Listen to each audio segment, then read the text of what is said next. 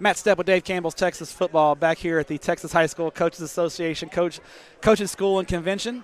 Here with the new head coach of the Mesquite Skeeters, Coach DeMarcus Harris. Coach, appreciate you taking a few minutes to chat with us. Man, I appreciate you. This has always been a dream of mine to come by during the clinic and sit down with you guys. You guys do a great job. You got to set the bar higher than that. Meeting with me, man.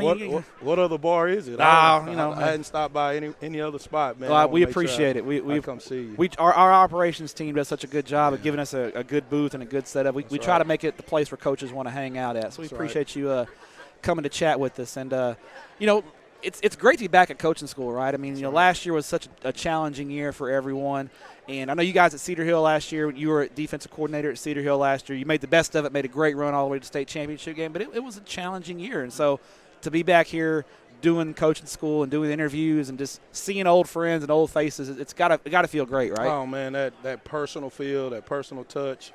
I know last year one of our things we wanted to do at Cedar Hill, the first thing we put up was COVID was our first opponent. Let's beat COVID, and then let's try to go win a state championship. But it's definitely, now that it's all over and we can still man, we can shake hands. Yeah. We can give somebody a hug. Yeah, awesome. It's been nice. It's been good. Awesome. Yeah. So, yeah. And coaches are terrible artists, but they're good huggers. That's We've learned that over here. They're bad artists, but they're good huggers.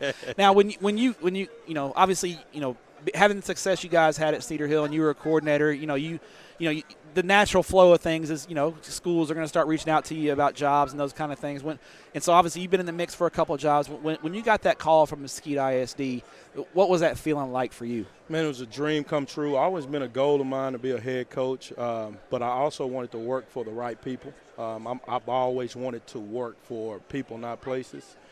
So when Cody Groves and Mr. Sarpy and Mary Randall and those people called me at Mesquite High, man, I was just excited because I felt like they were good people, somebody that I would want to work with and have my family around, and they're going to give me a chance and an opportunity to help me reach my goals, and hopefully I can help them turn around the program. So, and Coach Sandoval from West Mesquite was sitting right here a few minutes ago, and he said the same things, about the administration and the athletic administration at Mesquite ISD, and and I've noticed it, and from the media perspective, when you go Mesquite ISD is one of our favorite places to cover a game because of the attention to detail and the people at Mesquite ISD do such a good job. And I'm guessing you noticed that right away during the interview process. They are people first. They want to take care of you. They want to take care of your family.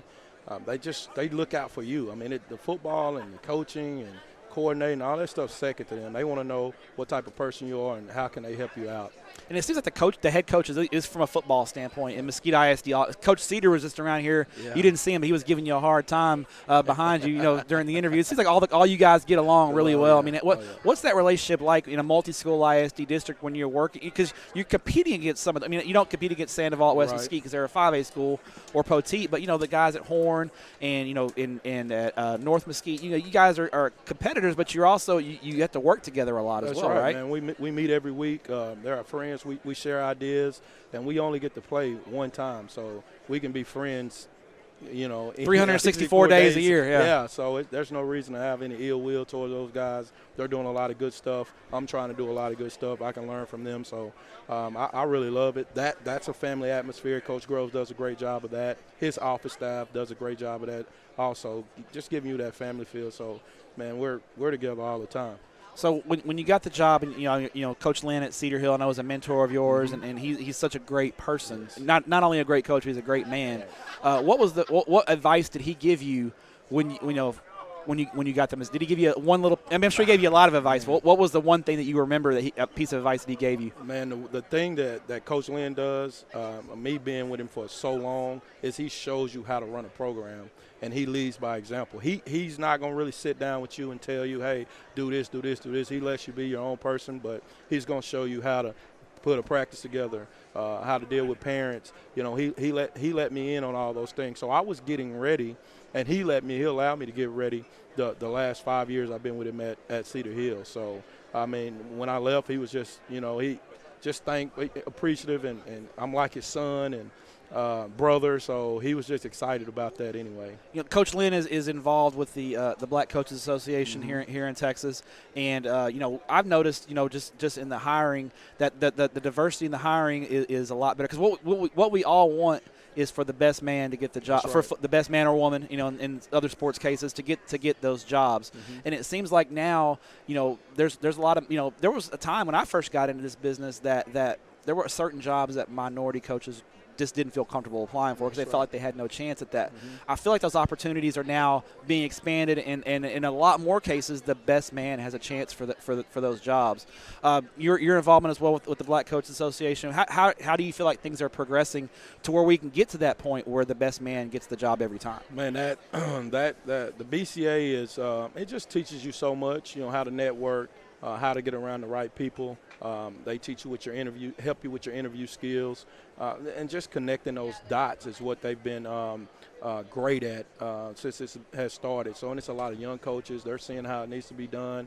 And then we have, I call them the Godfathers. You got Coach Lynn, Coach Chris. Coach Chris. Those guys are Coach Chris is definitely the guy. Yeah, and they're really good on just any kind of advice. You can pick up the phone. That's really been a big deal with BCA. You can pick up the phone and call those guys, and they're going to give you great information. And with Coach Chris, you can even ask him, hey, what's the best place to eat? He's going to tell you, hey, go here. So he's been on a few scouting trips before. Yeah, he's been on a few scouting trips. No doubt. So it seems like that those opportunities are much more open to everybody now, and I think everybody agrees that that's a good thing for sure. When you got the Mesquite job, what was your first message to? What was the message to your kids? When you got the job, what did you kind of harp on with your kiddos the first time?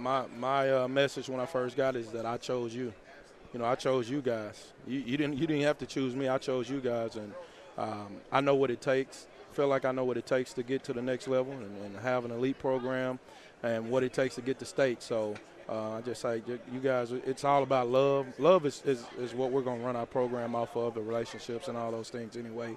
So, man, we love you guys. And I told them the first day, I'm going to treat you just like I treat my son. So, I love you guys. We're going to coach you hard, but we're going to love you hard also. For you guys to have this kind of season that you want to have, because I know you guys want to, your district is tough. There's no doubt about it. It's a good district. You play good. The Rockwall schools are outstanding. Tyler Legacy's got a good program. Horn, North Mesquite. Skyline is in there. There's a lot of good programs. That's right. I know you guys want to get in that mix to challenge for the district title and be in the playoff discussion. What needs to go right for the Skeeters in 2021 to be at that level? Man, you know what? I think it's going to be core values. If we live by discipline, we love each other with family, being accountable to each other. But the biggest one is the mental toughness. I think just watching them last year and being around them for this small period of time it's the mental toughness part, to be confident and enthusiastic no matter what. When it goes good, when it goes bad, we got to be able to flush it and move on.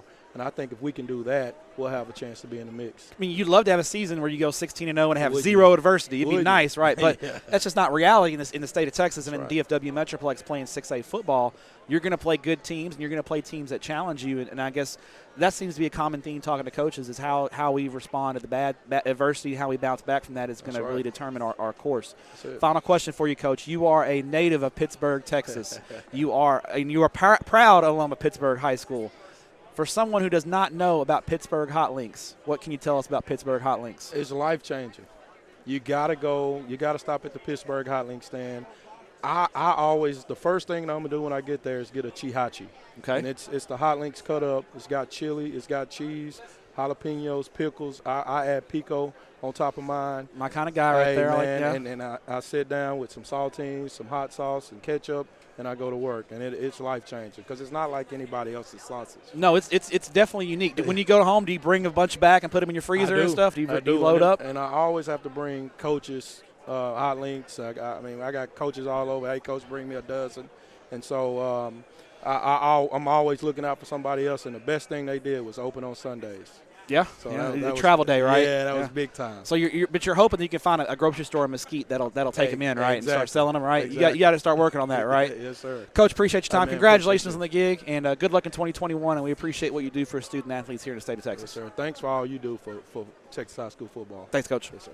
Thanks so much for watching that video. If you would like more and to be notified when they come out, go ahead and click that subscribe button right down there. You can also watch Texas Football Today every day live at noon on TexasFootball.com, Facebook, Twitch, and right here on YouTube. For more of the best coverage of Texas football in the Lone Star State, go to TexasFootball.com/subscribe.